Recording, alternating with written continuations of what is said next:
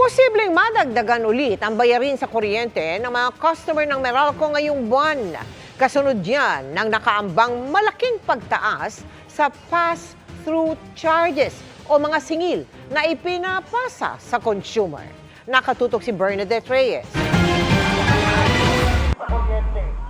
Sa tapat mismo ng tanggapan ng Meralco, ipinrotesta ng iba't ibang grupo ang mahal umanong singil sa kuryente at paggamit ng coal at gas sa mga power plant na nagpapalala ng climate change. Hindi pa naman inaaproban yung pagtaas ng aming sweldo.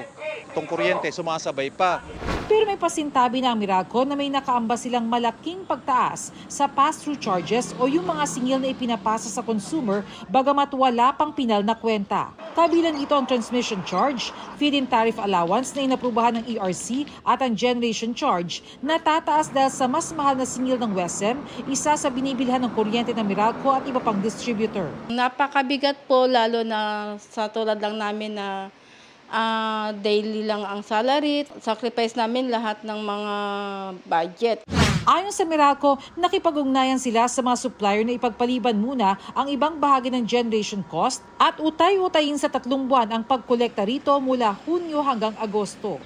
Umapila rin ang Meralco sa ERC na ipagpaliban ng paniningil ng bahagi ng WESM charges. Inutusan na ng ERC ang mga distributors sa Luzon at Visayas grid na ipagpaliban muna ang paniningil ng generation charge at hintayin ang final billing mula sa WESM bago mag-issue ng bill ngayong Hunyo. Dahil susundin yan, maaaring madelay ang pagdating ng bill ng Meralco ngayong buwan.